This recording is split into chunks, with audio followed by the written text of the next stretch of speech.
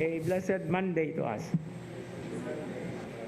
If we take into perspective the final verse of today's gospel reading, when it gives the statistics, those who ate were about 5,000 men, not including children.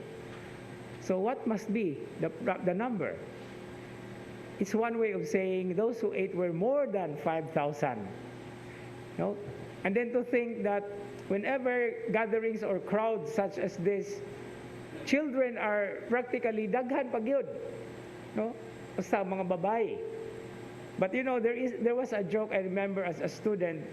Why was this gospel or the gospel of St. Matthew talking about not including women and children? In order to emphasize accordingly that, diba, men are big eaters, something to that effect.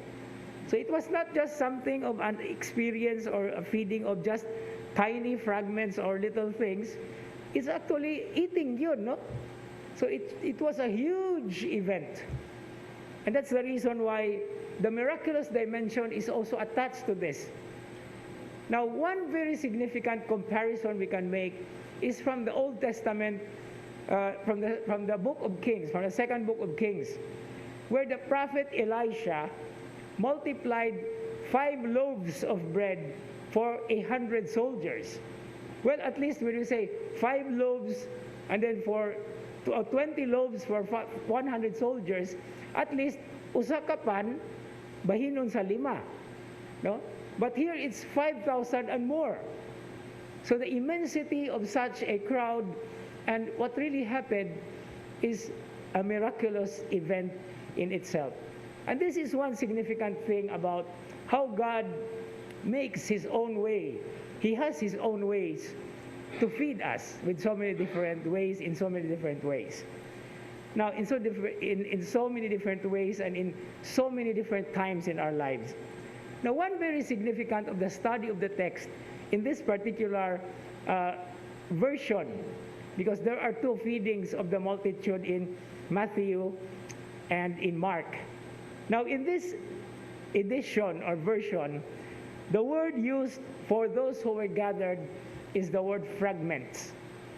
And in the 2nd century, there is this document called Didache, or it is translated as the teachings of the Lord through the 12 apostles. And this very beautiful word fragment is actually used to refer to the bread that is broken in the Eucharist. And this is the reason why most scholars and readers would always identify this event in today's gospel reading as a Eucharist. And this is what happens when we come to the Eucharist.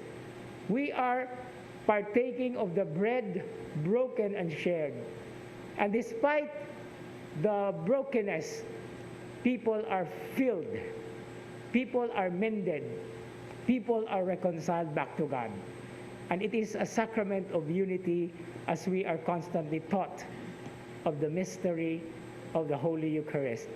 And so as we continue with this Eucharistic celebration, it also takes on the side of a challenge to be able to share something of ourselves, so that those who can share of what we can, of what we have, little though it may be, will always be part of the Eucharistic dimension of God's love and of God's salvation for all humanity to experience, to taste, and to savor.